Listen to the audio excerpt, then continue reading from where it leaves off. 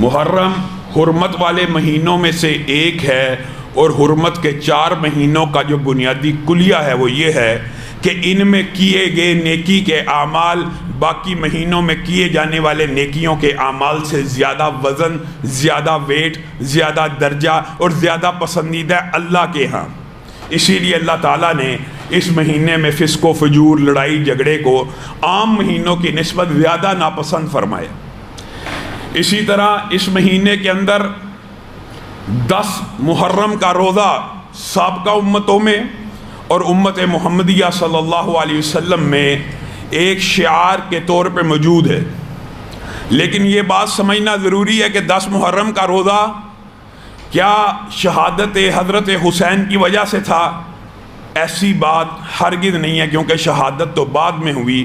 یہ روزہ تو یہودی بھی رکھا کرتے تھے، اور رسول اللہ صلی اللہ علیہ وسلم کو پتہ چلا، آپ نے پوچھا یہ تم 10 کا روزہ کیوں رکھتے ہو؟ کہا یہ حضرت موسیٰ جس دن فرعون کے عذاب سے آزاد ہوئے تھے، جس دن فرعون غرق ہوا تھا، یہ وہ دن ہے بنی اسرائیل کو آزادی ملی تھی۔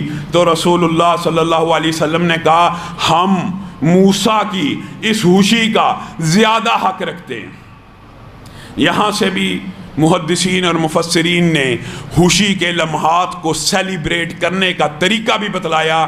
یاد رکھیے، جو بندہ یہ سمجھتا ہے کہ یہ خوشی کا موقع ہے، رسول اللہ صلی اللہ علیہ وسلم اپنے بارے میں کہتے ہیں میں پیر کو پیدا ہوا، میں پیر کا روزہ رکھتا ہوں، یعنی شکرانے کے طور پر، شکر کے طور پر اور بطور خوشی بھی۔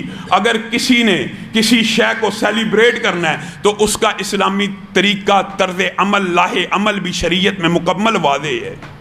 رسول اللہ صلی اللہ علیہ وسلم ساری زندگی پیر کا روزہ رکھتے رہے سیلیبریشن کے لیے، لیکن ہم نے وہ سیلیبریشن اختیار کی جو عیسائیوں نے اپنے نبی کی برتھ ڈے کے اوپر اختیار کی، ہم نے عید منا لی۔ رسول اللہ روزہ رکھتے ہیں اور ہم اس دن عید مناتے ہیں۔ اسی طرح یہ محرم کی 10 تاریخ کا جو روزہ ہے، یہ ایک تو رسول اللہ صلی اللہ علیہ وسلم کی سنت ہوئی، دوسرا رسول اللہ نے کیوں رکھا؟ کیونکہ موسیٰ کو آزادی ملی فرعون کے جبر و تشدد سے، ان کی پوری قوم کو علیہ السلام۔ اور اس کے علاوہ بھی دیگر روایات موجود ہیں کہ فلاں قوم کو، فلاں قوم کو اس تاریخ کو آزادی ملی۔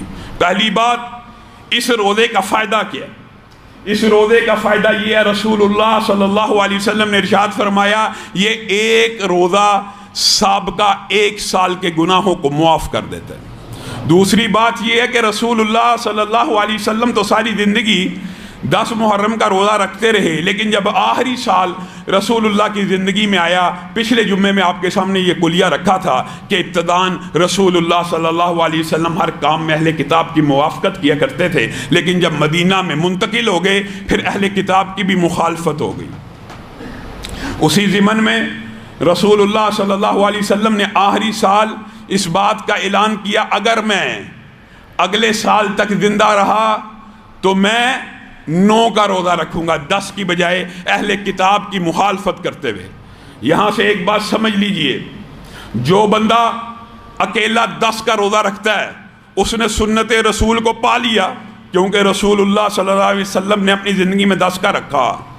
لیکن جو بندہ 9 کا روزہ رکھتا ہے اس نے رسول اللہ صلی اللہ علیہ وسلم کی خواہش کو پا لیا کہ رسول اللہ صلی اللہ علیہ وسلم نے فرمایا میں اگلے سال 9 کا رکھوں گا۔ میرے بھائیو، یہ وہ مسائل ہیں جن کے اندر ضد، تعصب اور جم جانا اور کسی دوسرے کے نقطہ نظر کو قبول نہ کرنا یہ قابل تحسین بات نہیں، اس باب میں وسعت ہے۔ اب اگر کوئی بندہ کہ صرف 10 کا روزہ ہونا چاہیے، یہ بھی تعصب ہے، کیونکہ رسول اللہ کا ارادہ 9 کا تھا، اور اگر کوئی کہ اب رسول اللہ نے ارادہ صرف 9 کا کر لیا تھا، 10 کا روزہ منسوخ ہو گیا، یہ بھی تعصب ہے، اس میں بھی وسعت ہونی چاہیے۔ تو دونوں موقف جو علماء کے موجود ہیں، جو 9 کا رکھنا چاہتا ہے اگر اکیلا 9 کا رکھے گا انشاءاللہ پورے پچھلے سال کے گناہ معاف ہو جائیں گے، جو 10 کا اکیلا رکھے گا انشاءاللہ پچھلے پورے سال کے معاف ہو جائیں گے، کوئی حرج نہیں ہے، وسعت ہے۔ آپ جس مرضی کو، جو دلیل، جو قرینہ، جو بات آپ کو مطمئن کرتی ہے آپ اس کے اوپر عمل کر لیجئے۔ دوسری بات